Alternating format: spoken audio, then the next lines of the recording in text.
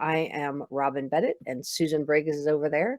We are the co-founders of the Dog Gurus, and our company, we help pet care businesses launch, grow, and profit.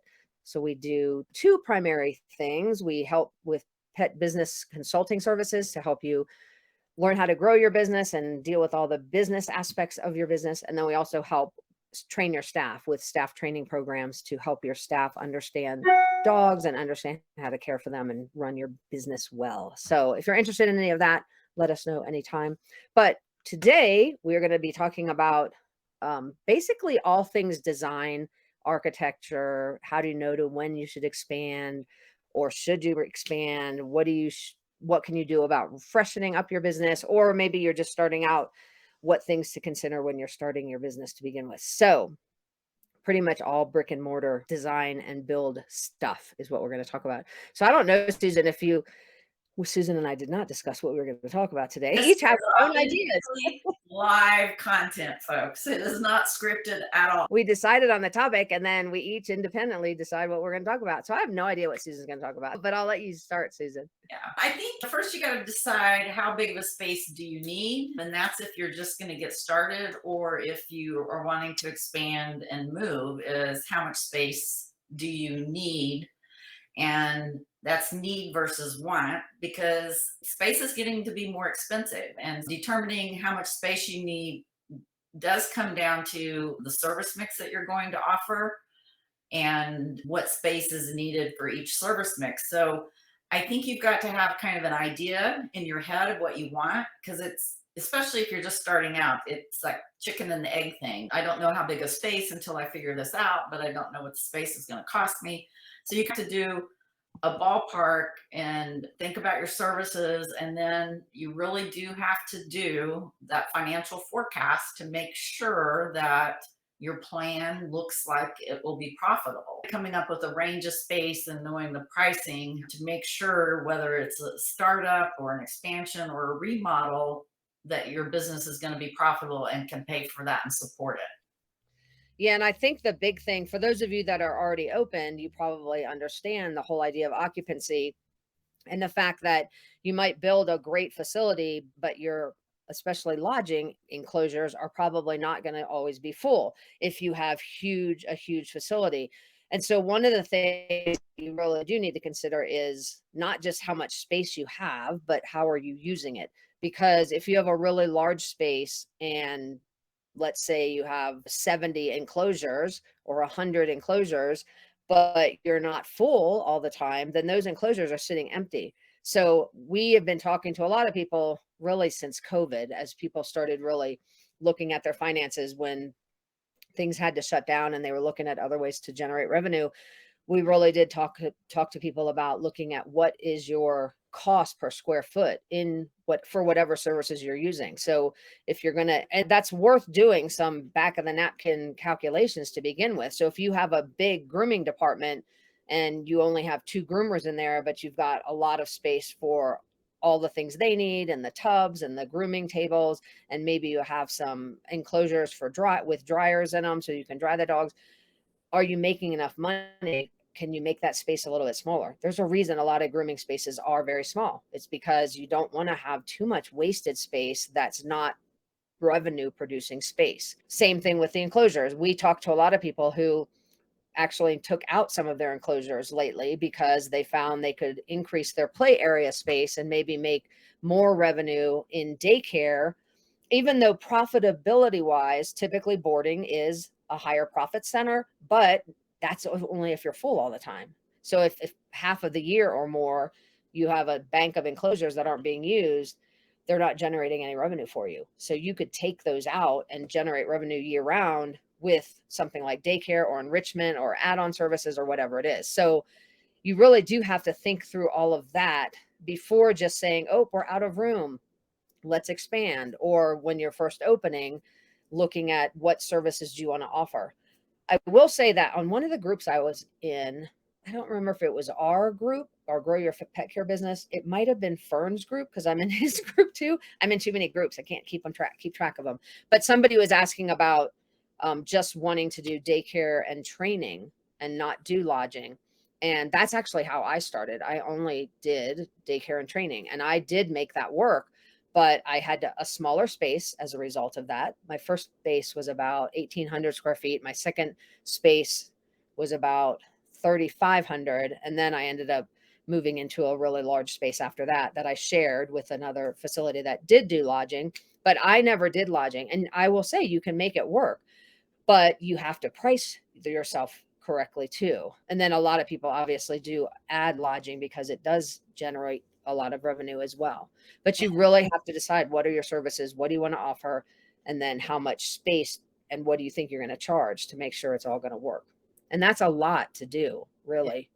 Yeah, when you're first starting out, I think you have to have clarity about your market. Robin will talk a lot about avatars and knowing who you're marketing to, knowing that, but also what are you going to bring to that avatar that isn't being provided by current competitors? How is your business going to be different? Because you do have to have something about your business that's a unique selling point that you can get across and fill a niche. And that can be just really high customer service. It may be like a small boutique type business with certain just limited services, like it could be enrichment, or as Robin said, it might be a combination daycare and training versus a big full service pet resort. But really knowing how your business is different and what you're bringing different to the community is important. So, Robin, you want to talk about like avatars and Yeah, I think the biggest thing, and actually, I'm going to just give a pitch to Fern's book. So I just posted this on Facebook this morning. Fern is a friend of ours and Fernando Camacho, but he is a dog trainer, but he also does a lot of marketing stuff for pet care businesses. He has a whole business that does marketing for pet care businesses. And I did not know this either, Susan. And I didn't even tell Fern I was going to do this. So I'll be like, hey, Fern, I talked about you today. But he sent me a copy of his new book and I started reading it. I did not know he was certified by Digital Marketer in 4 different areas. So that's awesome. So as a yeah. result, because for those of you that have ever listened to me talk about marketing, I am like totally obsessed with Digital Marketer. They do a great job with everything, all things marketing. It's the way that the Dog Gurus has pretty much created all of our funnels and our marketing and our avatars. Anyway, that's what his book is, like a blueprint to that. And it's really well done. And it's obviously geared towards the pet industry, but he starts out right in the beginning talking about just that, like making sure that you have your avatars. And really, what we ask most people is, when we ask them what makes them different, everybody in the world who's in the pet industry will say we love dogs and we care about them really a lot, which is should be like pay to play. That should be the bare minimum that we all have. And I get that there's some facilities that do a better job at that than others, but the bottom line is that's really not your only unique selling point, because it's not going to differentiate you. So you really don't want to market to everybody that has a dog. Like, for when I had my dog training company, I did not market to everybody who had a dog. I did family pet dog training. I did not do sports. If you wanted to compete with your dog, I was not the trainer for you. I sent you to another trainer. If you wanted to do a ton of aggressive cases, we did some, but that was not our key avatar. I did have a couple trainers that did behavior cases, but that wasn't our primary market. We primarily marketed to people who had discretionary income, that treated their pet like a child, and they wanted to do things with their dog, like just have fun with their dog. They want to have a good relationship with their dog. That was my avatar. So I didn't, and most of my clients were people with children, which was much, much different than every other trainer in my area, most of whom did not cater to families. They catered to people who they didn't want the kids in the class, or they didn't want their kids to come to training or whatever. We were exactly the opposite. We were like, hey, family pet, bring the whole family to class. So you have to decide, who is it that you're going after? What is their demographics? What is their income level? What kind of things do they watch on TV? Because all of that will frame your marketing. And the more you can talk to one specific person as your marketing, the more you will reach the right audience for you. And that, most people, and I will say I did this, I probably didn't have that figured out very well until many years into my business. If I had to do it over again, I would have probably figured that out a lot earlier on and gotten into a lot more detail about it. I can So, tell you when I was planning our daycare, which for both of us was way back that pioneer days of doggy daycare. And I remember I don't know if I realized that I was defining my avatar, but I would tell Bill multiple times, "You are not my target market." So I I think knew who I I think I've said that to Greg a few times actually when he's like, nobody like we'll be talking and be like, nobody's gonna pay that. I'm like, you are not my target market. exactly. So So sometimes not knowing who is not your market can help you get to your avatar. yeah, and that I just had a friend of mine email me or text me yesterday saying, I have this, and she's a trainer. She used to work with me years ago, and now she's on her own. But she just texted me and she was like, I met this lady and I don't want her as a client. How do I tell her I don't want her as a client? And it's the same thing. She knows exactly who she does not want as her client. And I just sent her some ideas for how to word that conversation. But it is really important to understand who your market is. So you have to start with that. But yeah, and a couple people said they just ordered Sonia said she ordered Fern's book, and Charlotte said it's on my Amazon wish list. Yeah, in Canada you can get it from Amazon. I know Fern was giving some out for free, paying for shipping for people in the United States, but yeah, he does. I the reason I resonate with it so much is because he really does understand marketing and he teaches it really well, and so it's going to be a really helpful book, I think, to a lot of people.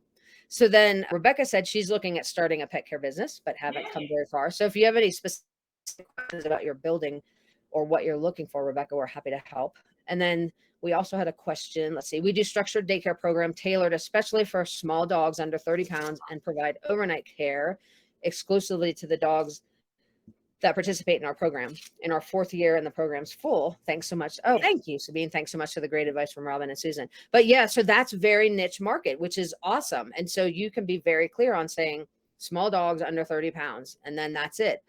There's a lot of advantage to that. For one thing, small dogs, you can have more of them in your space, Yeah. generally speaking, than large dogs. So that's a benefit right there. But you have a really niche market to target your market too.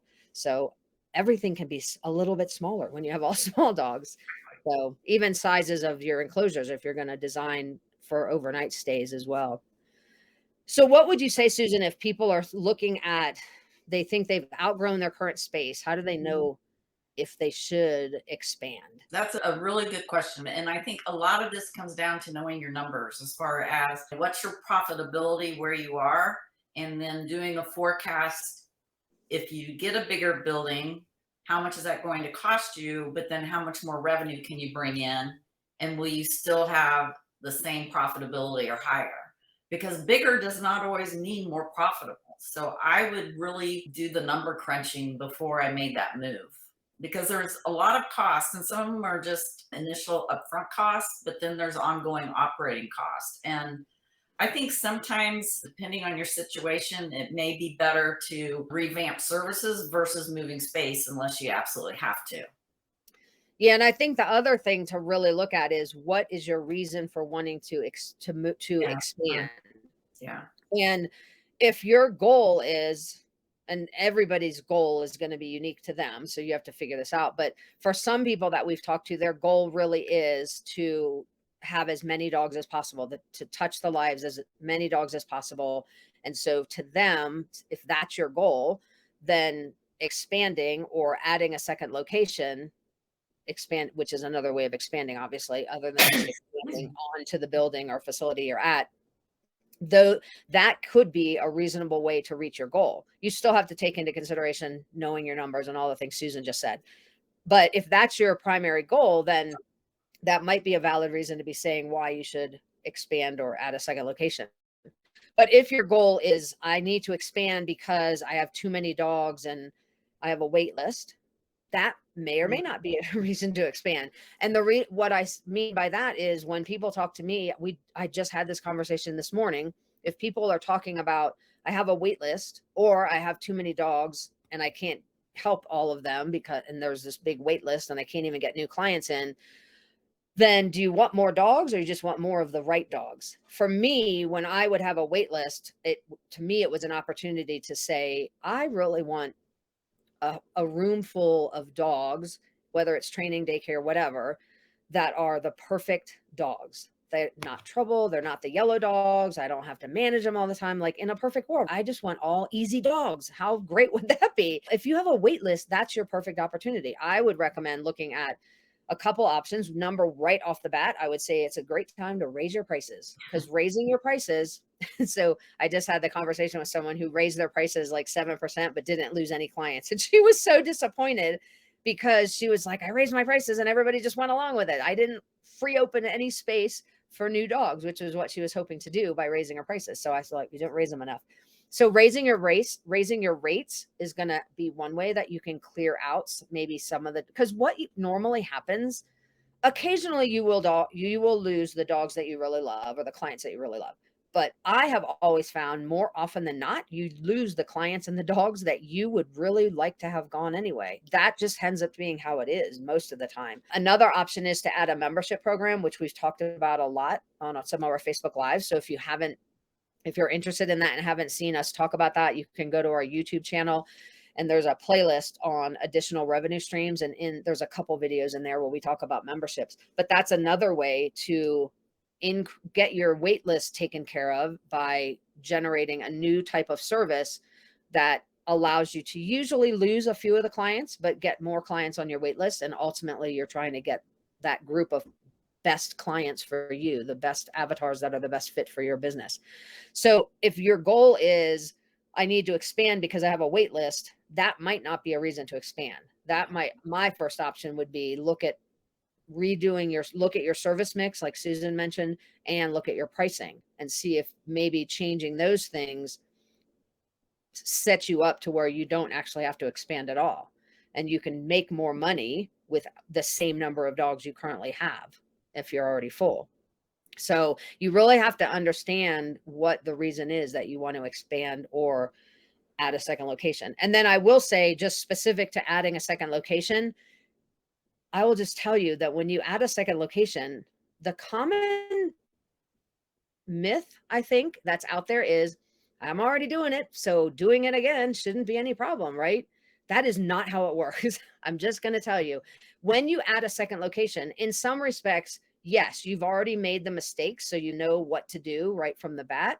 But when you add a second location, everything becomes twice as much trouble. Staffing, now you have two. If you have trouble staffing, now you have two locations where you have trouble staffing. If you have issues with operationally, then now you have two businesses that have operational problems. So I would not add a second location until you have really done a good job of building systems into your first location. Right. And those systems can then be replicated. And that's really should be everybody's goal, whether you're going to open another facility or not. Your goal to get yourself out of the business day to day so that you can actually operate and own your business without burning yourself out is to build systems so that you can get out of the day-to-day operations and manage the business. So that should be your goal anyway, but definitely that should be your goal before you open another facility. Yeah. Otherwise, you're going to set yourself up for a lot of frustration. I love Courtney's comment because I felt exactly like you did, Courtney. The community wanted us to open a second location, and I only wanted to have one. So stick to your guns, girls, because if you let your clients pressure you into doing something that your heart isn't in, you're not going to be happy and it'll just be frustrating to you. So they can love you where you are. You're providing a great service to your community. You do a great job. Stick to your guns, girl. Yeah, I would agree with that. And I do think there's a lot of pressure when you have a really successful business and your clients really know you're doing the right thing. It's a total compliment, Courtney, that your clients want you to get bigger because they know that what you're doing is amazing. And then it's great because they recognize that. They can see that you have set yourself up with a really strong brand. But it does come down to really looking at what you want and not feeling that pressure to do what the clients might want you to do. And that's Mhm. true for anything. That's true for if you have to take away a service that you don't think is profitable and isn't really working for your business, and maybe you have some clients that really like it. Same thing. You just need to do what's right for you and for the business. All right, let me see a couple questions. So Charlotte said our new space will hopefully allow us to add services that clients were asking for. So we're needing to plan for those services and changes, which is Awesome. awesome. And if you have a lot of ideas, now is a really good opportunity to look at what services you might be able to add in your current space. That's another way of generating revenue without necessarily needing to expand or increase your space. Or we go back to what we talked about earlier, which is if you have space that's just sitting vacant, whether it's because there's enclosures there and you don't need them, or Maybe it's a storage area that's just crammed with a bunch of junk because nobody ever looks at looks at that stuff. No one I know throws anything away. That drove me crazy. that's like a Why pet is this peeve. there here? It's broken. Apparently that's happened. I know exactly. Apparently that's happened to both of us. But you might be able to find space. Like we had a whole area that we turned into a little training area that was just full of a bunch of crap up until that point where I was like, hey, this is like usable space. And if we just get rid of all this stuff that we really don't need, we can turn that into something else. So really looking at those options as well. It's great to survey your clients on what other services they may want. When we were doing a remodel of part of our building, we really wanted to put in a pool. But before I made that commitment, it was going to be an indoor pool. I wanted to make sure my clients would use it. And so we asked about that and asked like price ranges they'd be willing to pay for swim sessions before we went ahead with the remodel. So you have an existing client base, send out a little survey monkey poll and ask them. Yeah, that's a great idea, especially if you're going to invest a lot of money into something like that. And then I love this comment is I raised prices 15% to 40%. And it was 110% worth losing who I lost to make room for those who value what we price. And that's exactly what I mean. We, the generic we in the pet industry, Susan and I see this all the time. We don't like to have price increases because there's a fear of charging more. Like we're just so nice is the thing. We are in the pet industry. We're also nice. We just don't like to raise prices. But what we find is time and time again, the people that get upset when you raise your prices are generally speaking the ones that are not your best clients. And so I'm not saying it's easy because sometimes they're your friends, sometimes they're long clients that you build a relationship with. I get that there's an emotional side to that, but at the same time, especially today's financial landscape, you have to make those decisions. And usually what happens is you end up making more money from the clients that actually really value what you're offering to begin with. So I love that.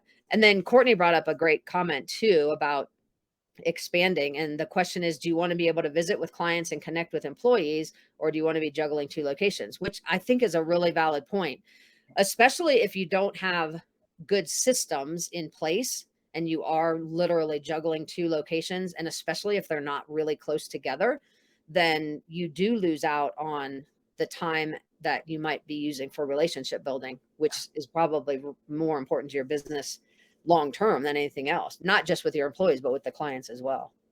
Yeah. Okay, hang on. I'm looking through the questions real quick. Okay. So Courtney McWilliams said she's working hard on our systems and considering retail. And I do think there's options for retail as well. I think you have to really sell for a pet care service business. I think retail does best if you have unique products that either unique products that make really good gifts, and B products that need to be consumed over and over. So you get returning purchases. If you're just selling something like a leash, like your basic leash, someone's going to buy that once and then not buy it again. So there's going to be, unless you have a lot of walk by traffic, you're not going to get the volume you need to sell. But if you have really like inventory that changes periodically, like new cute shirts or earrings or whatever, like things people can buy for themselves and buy as gifts, and you can market that and the inventory rotates. So you maybe buy a limited supply and when it's gone, so you can encourage people to buy quicker. Or you have something like a consumable like food where they have to keep buying it because they need to keep feeding their dog. Those tend to work best for retail. I don't know if you have any other thoughts on the But retail. or whatever your niche may be. We have great puppy programs. So our retail, I tried to focus around things new puppy owners needed and that we endorsed because we knew it worked really well. If you have a lot of small dogs, you may do small dog toys or things, or even seniors. There's things you can do for the senior pets. So I think it would be finding your niche that matches your avatar and then specializing in some way. But I do love consumables, and treats are a great way to do that. And there's all kinds of different types of treats. I like feeding my dogs treats with a purpose. So like they get a treat at lunch, but for Archie, it has a joint supplement in it. And for JJ, it helps prevent tear stains. And so you can find a lot of like treats with a purpose and help clients treat their dogs, but also help conditions as well. Yeah, and Courtney said she's considering dog toys for chewers, Yeah. that kind of thing. The other thing for retail is really looking at what what do you use that you can recommend? And what I mean by that is when I had my training facility, we sold Kongs, we sold clickers, and we sold treats. And we sold them a lot because as soon as a client came in, that's the stuff that my trainers were using. So we were all using stuffed Kongs during while we were trying to talk. If you had a dog that was barking, because I really personally don't like barking dogs in my training classes, what I learned was the dogs would only bark when I would talk too long. So it became a good signal for me to condense what I was saying. But we also had stuffed Kongs. So when a dog would start barking, one of my assistants, or if I was the assistant, would go over to the dog and just hold the Kong and let them. Then naturally, that client was like, oh my gosh, that works really well. And they would buy a Kong to go home. So if you have puppy classes or training class or senior classes or whatever, you could create a little, and you could do this even through Amazon affiliates. You don't even have to have the products in your store. Like you could just create on Amazon a puppy package. And then when people sign up for your puppy class, you go, hey, also you could go to this link and buy this package and you'll get all of these things that we would recommend for a new puppy or that we would recommend for your dog as they go through daycare or we would recommend for enrichment.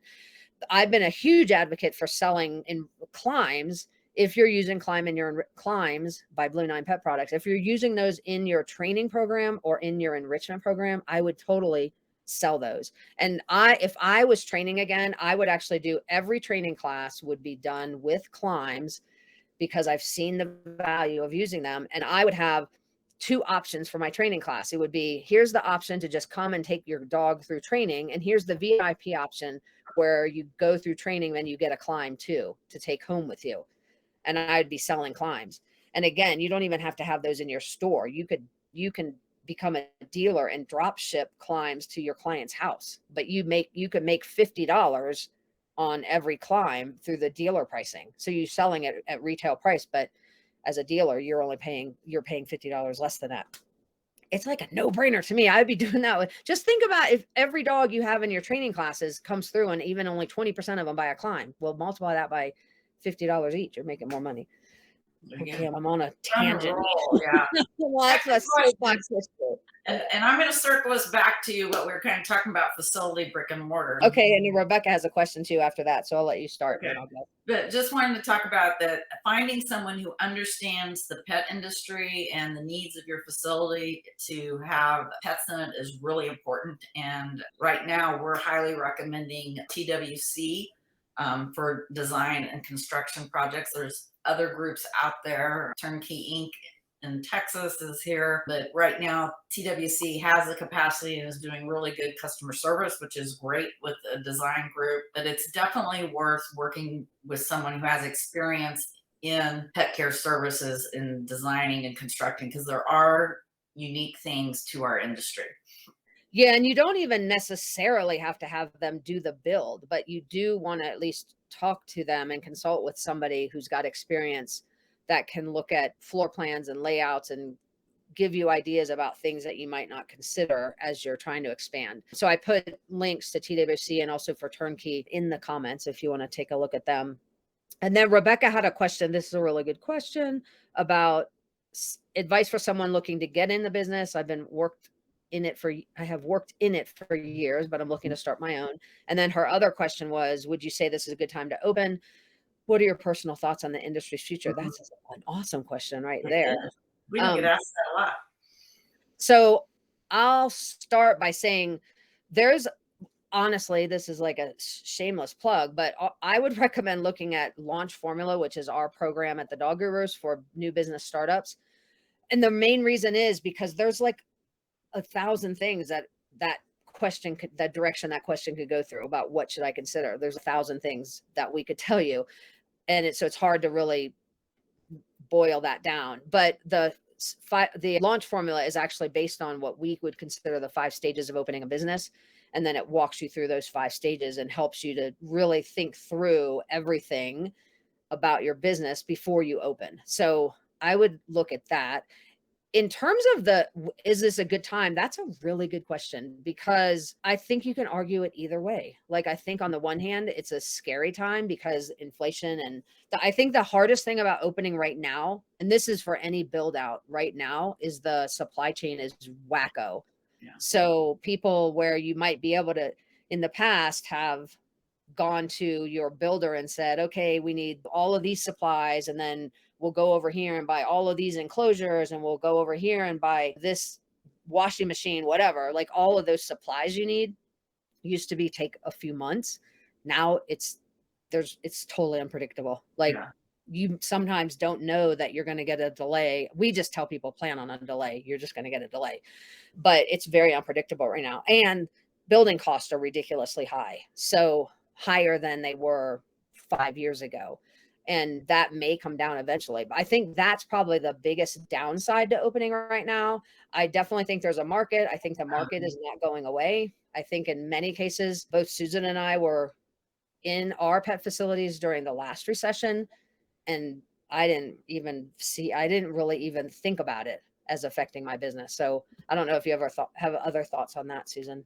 No, I think demand is really high. So I think it's more the pricing, finding I think you can probably even find locations because space is probably available. But I would really talk to your contractor about timelines to getting materials in, your community on getting permits issued, and then if you are doing enclosures, the enclosure companies to know their shipping timeframes, and the best you can do as far as aligning all that. Also working with the landlord to getting low or minimal rent during that build out period will be really important so you don't burn through your operating cash before you have revenue, or figuring out a way to start with some revenue before you even open, which some of the things you talked about, Robin, you can do as far as building a list and serving community, maybe doing some pet sitting or dog walking. There may or may not be clients of a brick and mortar, some aren't, but just really having a good plan in place. But I think the demand is there for high quality pet care for sure.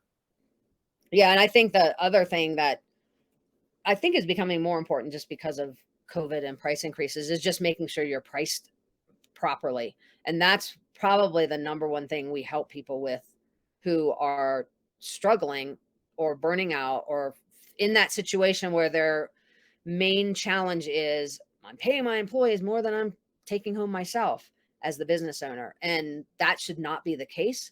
And normally, when that's happening, it normally means you're either not structured from an organizational standpoint, and that's usually for large facilities that have grown and haven't really reeled in their payroll, or for smaller locations, it's usually as simple as too much discounts, not the right pricing. And I say as simple as it really does come down to knowing your numbers, which we talked about before. But yeah, I definitely don't think the market is going away. I actually think the today's pet parent is more interested in than ever in high quality pet services and in high quality care for their dogs. I think they're looking for activities that they can do with their dogs. That's why we're seeing bars opening up that have dog play areas attached to them, or restaurants with dog play areas attached to them, or movie theaters where you can take your dog. Like none of that's going away. That's all going to get stronger. Someone had asked, I don't know where it is now, but someone had asked about sharing staff between two locations, Great. if that's good Kathy. or bad. Yeah, okay, there it is. Kathy's question. Yeah, I think there's probably pros and cons to that. I think pros are they hopefully do know your processes and SOPs if they're consistent between locations. I think it's great for short-term fill-ins. I think the downside is it's harder to build that teamwork and communication if people are coming and going and they never know which location they're going to be at. So I think people should have their home base and occasionally maybe move, or you might share like a trainer or maybe even a groomer between two locations as you're building the business. I also think like your front desk staff, the clients at each location will want to build that relationship. So I think having home base and primarily trying to keep them separate is probably best. Yeah, I would agree with that. Which Paola, I think is that how you say your name? Hopefully that's not wrong. Anyway, she was saying our business boomed in the last recession, but you're on point with the supply chain and construction. But then she said, but we also need more daycares and boarding facilities to help people keep their pets while they go back to work. So there is some truth in that. There was like the pet population totally boomed during COVID. So we know tons of facilities that are maxed out. So there's definitely the need for the market is still there. All right. So I think I covered the questions that were in there. Is there any other last minute things? We were all over the place with We today's, were, but we luckily I put, we'll talk about all this and more. So that was the and more part that we're all over the place. it was great questions and interaction. I enjoyed it. Yeah, it was great. I think the biggest thing about construction or renovation or anything in terms of building or changing out, whether you're changing out supplies, you're getting new supplies or equipment, you're building something new, or even just renovating a certain area, the biggest advice we would say is just give yourself a lot of time because of those supply chain costs. And I would say when it comes to certain things, particularly things like lumber, I'm only saying this because I'm trying to build a pergola in my backyard, and it's 2.5 times the price now as it was 2 years ago when we got a quote before COVID. So if you can wait on some things, it may be worth waiting, but the problem is how long do you have to wait? And I do think prices eventually will come down, but it might be a year. If you can't wait a year, then you are stuck with paying higher prices, but then you just need to really know your numbers to know what you need to be charging and how you need to be using that space to get that stuff back. But whatever renovations you're going to do, I would say don't rip out everything until you're ready to install the next thing, so you don't have a huge gap just because of that supply chain issue right now. That's probably the biggest thing to help with.